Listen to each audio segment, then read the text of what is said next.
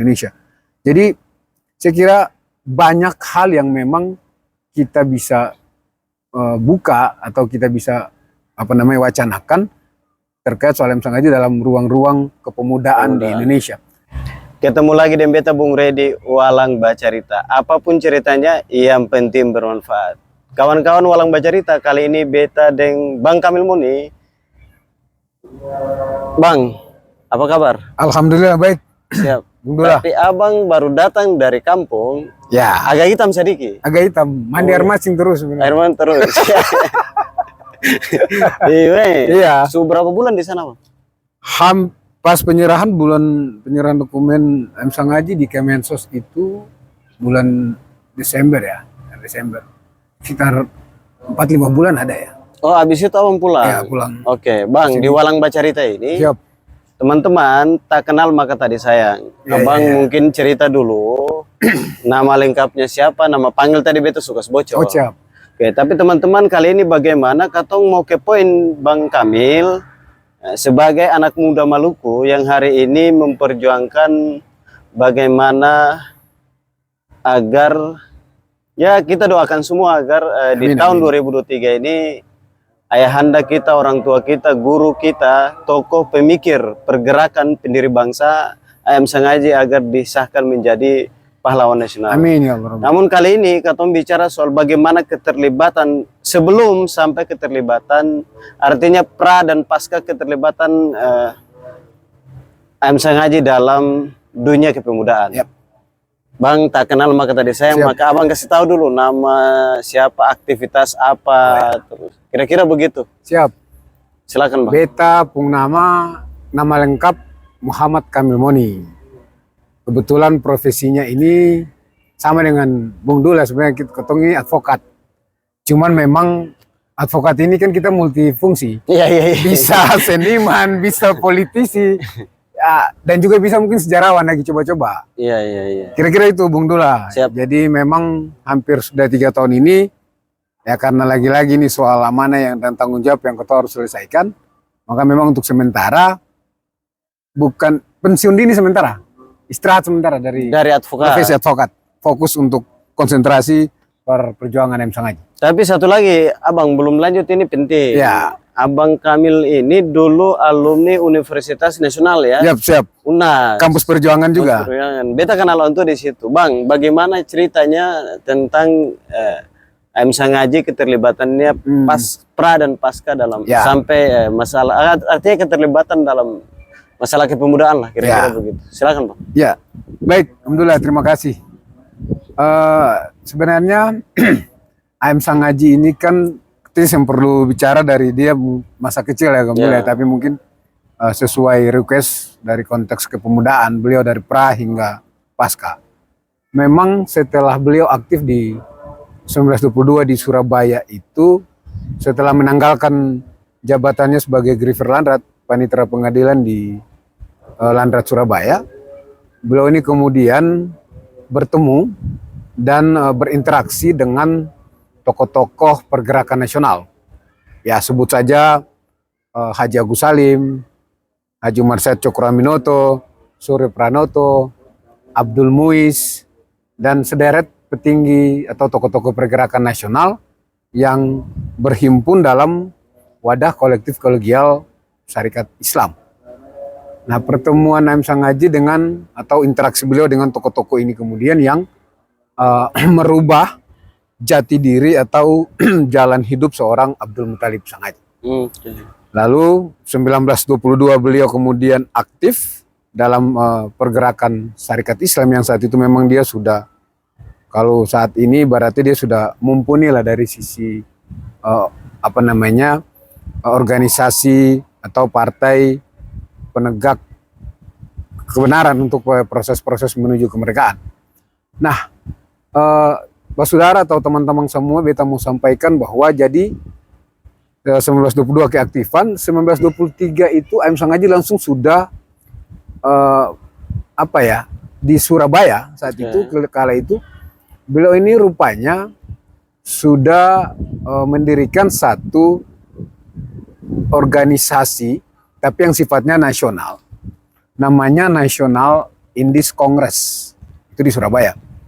Lalu beliau ada 2 tokoh Maluku yang membersamai beliau, di antaranya sekretarisnya JD Sirana Mual, lalu juga J Tuana Kota, dan tokoh-tokoh pemuda asal, saya nggak bisa bilang Jawa Timur, ada RM Bintarti dan beberapa nama lain yang kemudian terhimpun dalam wadah organisasi Nasional Indis Congress. Tujuannya apa dari Nasional Indis Congress itu?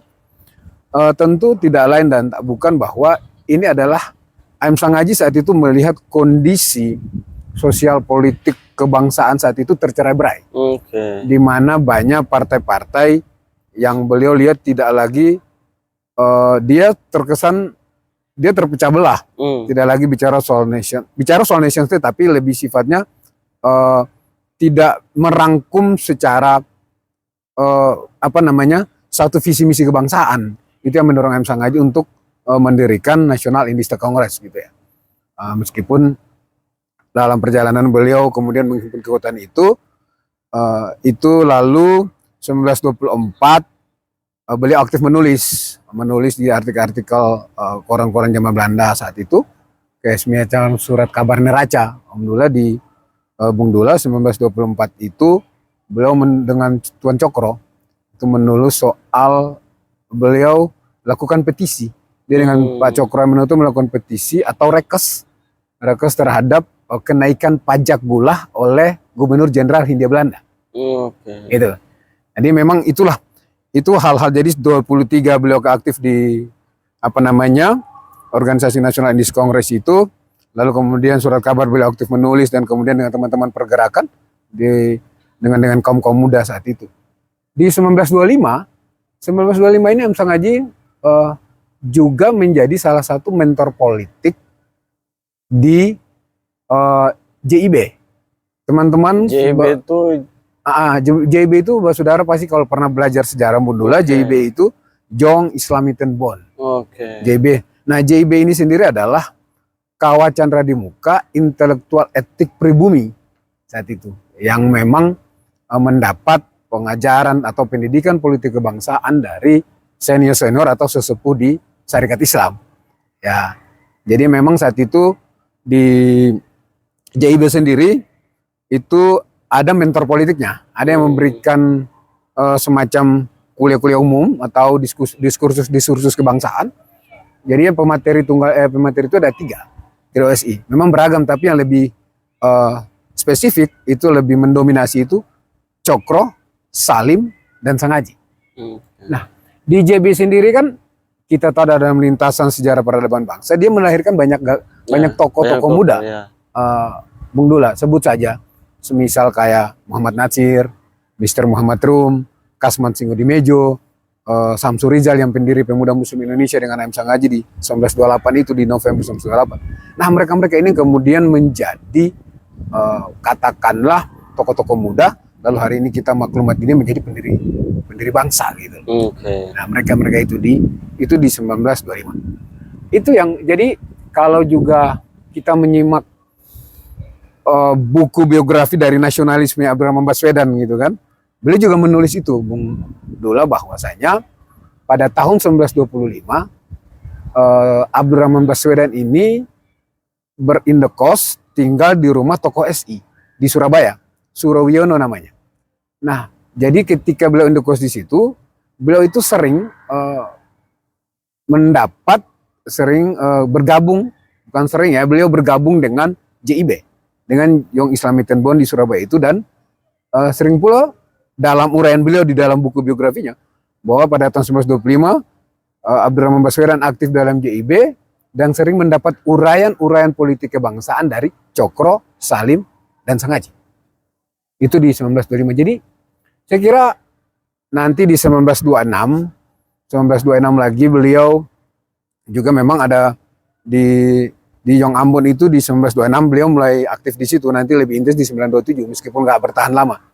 Jadi memang saya mau katakan bahwa teman-teman basudara orang muda Maluku harus tahu bahwa AM Sangaji ini memang dia lahir dari rahim organisasi yang katakanlah terkesan Syarikat Islam, tetapi itu hanya simbol nama. Tetapi beliau adalah nasionalisme Islam. Kenapa saya katakan beliau nasionalisme Islam? Karena memang beliau ketika di Surabaya itu tidak lupa dengan tanah kelahirannya. Meskipun beliau sudah berkiprah di tanah Jawa, sudah lama di SI, tapi beliau juga terhimpun dalam yang kita Syarikat Ambon. Syarikat Ambon yang nanti juga bermetaforosa menjadi Yong Ambon. Itu di 1926 hingga 27. Lalu prosesnya berjalan, puncaknya adalah beliau menjadi peserta utama pada Kongres Sumpah Pemuda 1928 di Jakarta. Itu di artikel menulis bahwa beliau ada peserta utama Kongres Sumpah Pemuda 1928. Untuk mewakili Syarikat Ambon ini. Yang Ambon, jadi saat itu kita tahu ada dua tokoh orang Maluku ya di Kongres Pemuda 1928 itu, di mana Pak Yohanes Lemena adalah masuk dalam struktur kepanitiaan, sedangkan A.M. Sangaji adalah peserta utama Kongres Sumpah Pemuda kedua itu. Tapi ini ada satu, kalau dalam istilah hukum bilangnya novum ya, Bang Dula Pambai, bukti hukum baru. Tapi saya mau jelaskan bahwa saya beberapa waktu lalu itu mendapati satu artikel koran zaman Belanda, koran Belanda saat itu ya, namanya Persatuan Indonesia. Nah, koran Persatuan Indonesia ini adalah koran Partai Nasionalis Indonesia, Partai Nasional Indonesia. Nah, dewan pemimpin redaksinya Insinyur Soekarno dan juga Mr. Sunario. Nah, menarik itu adalah ada pada di judulnya ya, kalau saya tidak keliru, rapat pemuda kebangsaan 24 hingga 25 November 1928. Jadi kan kita tahu Oktober itu kan Sumpah Pemuda, tapi sekitar 1 bulan kemudian itu ada resepsi. Jadi di itu dijelaskan bahwa pada tanggal 24 dan 25 diselenggarakan resepsi pemuda Indonesia di Gedung Keramat 106 dan Indonesia Club Gebau, yang notabene adalah tempat berhimpunnya teman-teman seluruh pemuda pergerakan yang dalam Sumpah Pemuda itu. Nah, jadi di dalam artikel itu lanjutnya lagi bahwa hadir pada momentum resepsi pemuda kebangsaan itu nama-nama seperti Insinyur Soekarno, Profesor Hussein Jayadiningrat, Arnold Mononutu, dan Abdul Muthalib Sangaji juga, dan lain-lain. Artinya bahwa saya mau katakan bahwa memang tokoh satu ini beliau memang bukan saja orang yang katakanlah dia bukan tidak memposisikan diri sebagai senior, tetapi dia juga memperhatikan orang muda, kaum muda ya, dalam konteks bagaimana kaum muda ini akan menjadi akan melanjutkan estafet perjuangan di masa depan. Itu mungkin kalau saya bisa tarik kesimpulan, itu yang mungkin A.M. Sangaji selalu melakukan pendekatan-pendekatan dengan tokoh-tokoh muda. Nah, bukan itu saja. Nanti pada bulan November tahun 1928, A.M. Sangaji rupanya juga bersama-sama dengan Haji Agus Salim, Sekar Maji Marijan Kartosuwiryo, dan Samsu Rizal, mungkin dengan Kasman Singodemejo dan lain-lain, itu mendirikan Pemuda Muslimin Indonesia. Lagi-lagi ini adalah organisasi underbow daripada Syarikat Islam. Memang dia tidak bertahan lama, tapi ini salah satu organisasi pemuda tertua juga di Indonesia, Bung Dula. Itu yang PMI Pemuda Muslim Indonesia. Jadi saya kira banyak hal yang memang kita bisa buka atau kita bisa wacanakan terkait soal A.M. Sangaji dalam ruang-ruang kepemudaan di Indonesia. Bagaimana beliau terpilih juga terpilih sebagai anggota KNIP, BPKNIP, Badan Pekerja Komite Nasional Indonesia Pusat, atau DPR RI-nya kan. Sekarang itu DPR RI. DPR RI itu beliau juga pernah berarti juga di BPUPKI, dan itu semangat orang muda semua gitu loh. Artinya bahwa A.M. Sangaji kan berangkat adalah salah satu pemuda kampung gitu kan, yang dari daerah terpencil di Kabupaten Maluku Tengah sana, Bung Dula. Tetapi yang membingungkan bagi saya, yang saya pikir zaman itu kan belum ada gadget, belum ada internet, belum segala macam. Tetapi saya selalu sebut beliau ada seluler. Beliau adalah seluler yang baik. Artinya bahwa beliau adalah pemuda kampung yang kebetulan menjadi pamong pemerintah di Belanda ke tanah Jawa, lalu bisa berinteraksi, bersinggungan dengan tokoh-tokoh pergerakan nasional yang sudah mumpuni saat Ya. itu, yang sudah terkenal, yang katakanlah adalah deklamator ulung gitu kan, yang jago ya dalam berpidato segala macam, dan mereka terhimpun dalam SI. Itu bagi saya yang saya tidak habis berpikir sampai saat ini bahwa kok bisa ya M. Sangaji tiba-tiba dari kampung terpencil, Ya, di saat- kemudian saat di waktu itu di ya. waktu itu, dan di sebenarnya ini luar biasa sekali. Bagaimana cara pendekatannya beliau, atau apa sih yang menarik dari seorang M. Sangaji hingga beliau tuh bisa ada dalam pusaran perjuangan tokoh-tokoh elit politik ya, politik kebangsaan itu tuh yang siapa nggak kenal dengan Cokro, siapa nggak kenal dengan Pak Agus Salim, Pak Surya Pranoto, Ki Hajar Dewantara gitu kan. Surya Pranoto dan Ki Hajar Dewantara ini kan adik kakak sebenarnya, adik kakak kandung, juga ningrat, tapi juga mereka melepaskan kenyamanan sebagai anak ningrat dan sebagai orang biasa. Saya kira itu Bung Dila yang bisa saya sampaikan sementara. Oke, tapi hari ini kan semangat perjuangan M. Sangaji ini kan kalau mau dilihat banyak anak muda Maluku sebenarnya. Ya. Jangan kita bicara Indonesia dulu, karena memang orang tahu M. Sangaji adalah orang Maluku. Ya.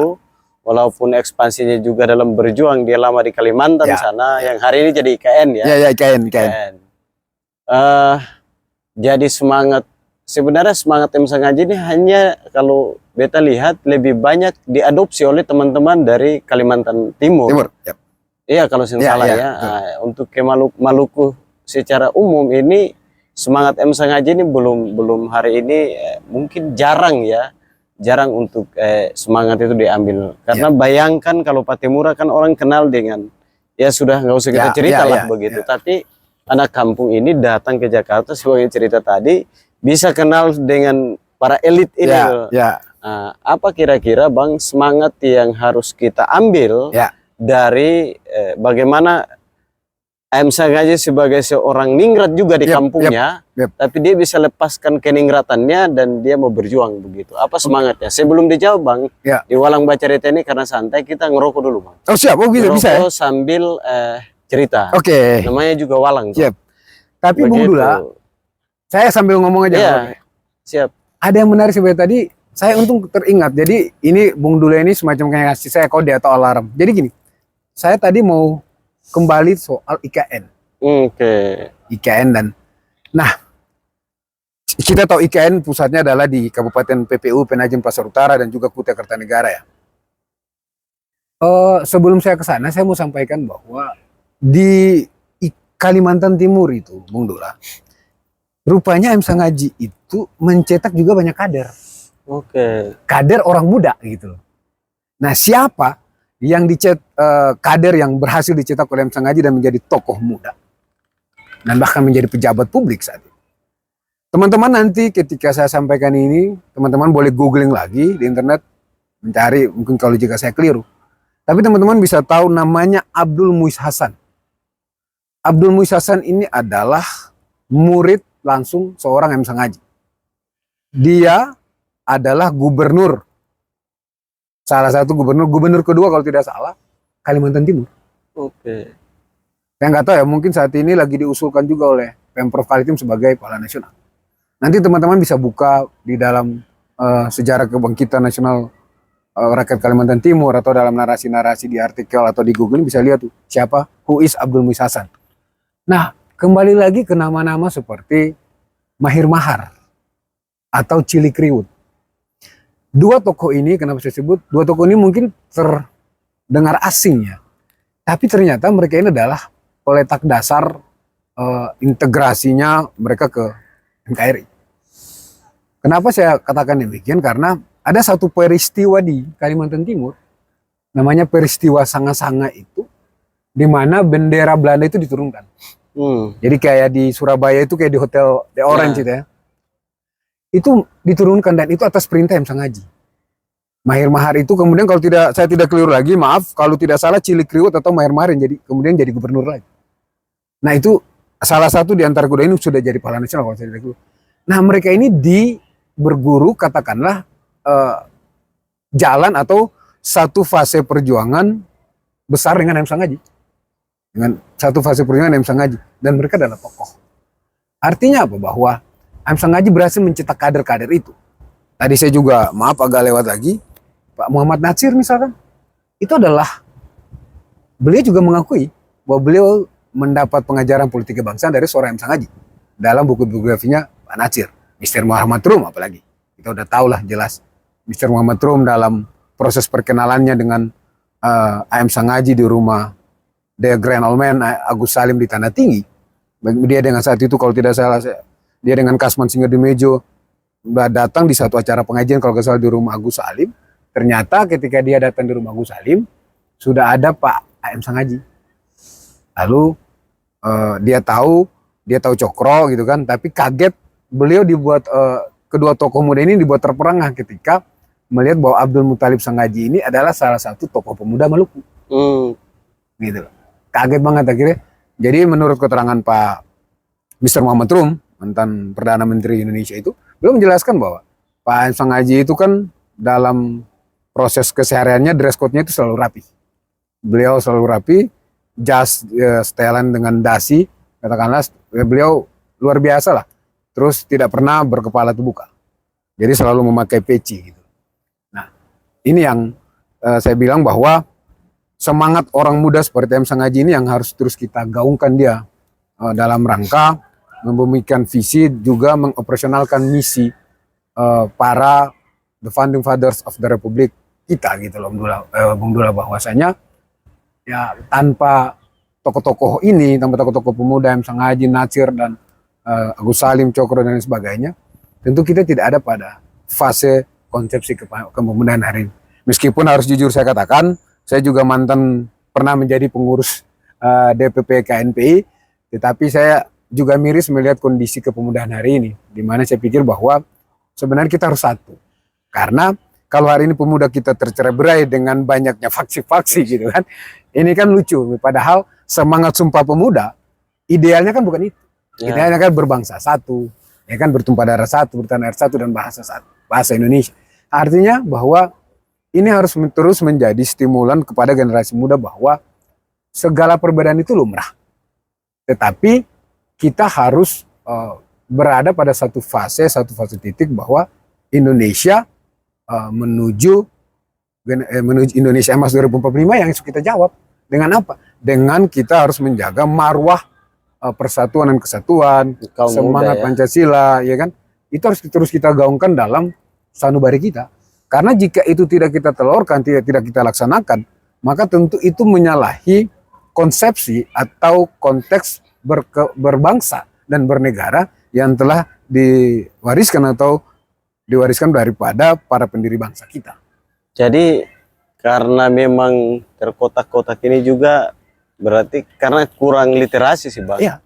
Abang sambil ngerokok aja, jadi kurang literasi. Karena begini Bang, dulu itu kan bayangkan ada tokoh, kalau kiri-kiri banget, kiri-kiri banget ya, betul. Ada tengah, ada kanan-kanan banget, tapi mereka bisa dalam endingnya, dong bisa dalam satu meja, ya kan, dalam satu forum, dan akhirnya dong bisa, ya sudah, apapun perbedaan kita, tapi kita tetap satu dan Indonesia harus merdeka kan begitu. Harusnya literasi sejarah ini memang harus digaungkan, karena mungkin juga begini sih, kalau pemuda hari ini mungkin karena sering melangit Bang, bisa juga iya, kan? Itu salah satu faktor X-nya itu, karena kalau dulu kan begini, mungkin para pemikir pendiri bangsa, salah satunya M. Sangaji tadi, mereka ini melangit tetapi juga membumi.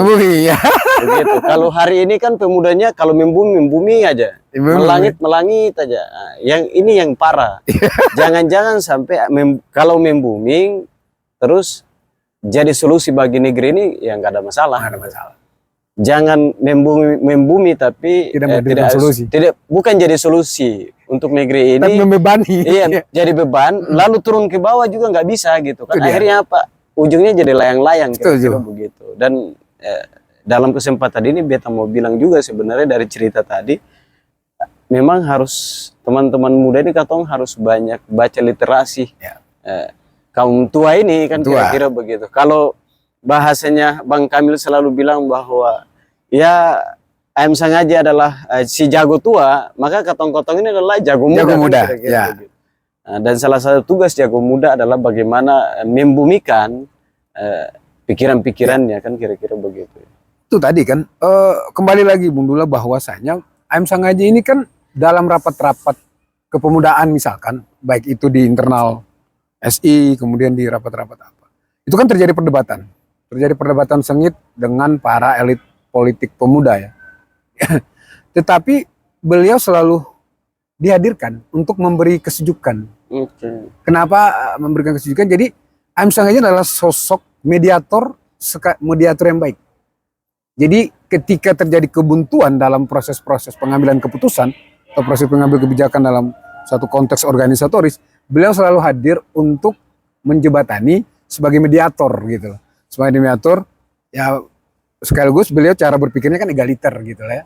Jadi tidak pandang apapun. Jadi beliau hadir untuk memberikan suasana sejuk. Mencari win-win solution, win solution. Jadi benar, saya sepakat apa yang tadi katakan Bung Dula bahwasanya pemuda harus hadir sebagai pemberi solusi. Bukan beban. Bukan membebankan. Bakar rokok dulu. Bukan masalah. Bakar rokok. Jadi ya bentar, saya teringat apa yang dikatakan Pak Ridwan Kamil, mantan gubernur, yang dia katakan bahwa jadilah pemuda apa ya? Pemuda pencari solusi, bukan pemuda pemaki-maki. Ini juga penting. Artinya bahwa bakar dulu. Iya kan. Jadi saya sambil Bang Dula memberikan pertanyaan biar dia bisa paham lagi. Gitu Bung Dula. Jadi masalah kita ada di situ Bang. Maka literasi sejarah ini penting, apalagi dari Maluku yang orang tahu Patimura ini kerja cuma diserang apa namanya Belanda di Benteng Gustede. Itu saja kan. Terus semangatnya begitu kan. Ada dulu cerita juga soal Mister Jonker begitu. Tapi ternyata kering katong ini, terutama anak-anak muda, milenial ya, Gen Z dan milenial. Kita ini agak sedikit kering soal literasi tentang yang tadi bagaimana sih anak kampung dari ningrat melepas baju keningratannya dia bisa survive di tanah Jawa ini, bergabung dengan tokoh-tokoh nasional. Ini kan memang harus banyak sebenarnya katong baca ini. Ini luar biasa. Dan saat itu belum ada banyak kayak sekarang ini ya, maksudnya belum ada buku yang bisa kita baca atau daya jangkau daya jelajah literasi atau macam-macam apa namanya referensi maksudnya. Tapi beliau berhasil memberikan legasi yang baik kepada bangsa ini gitu loh.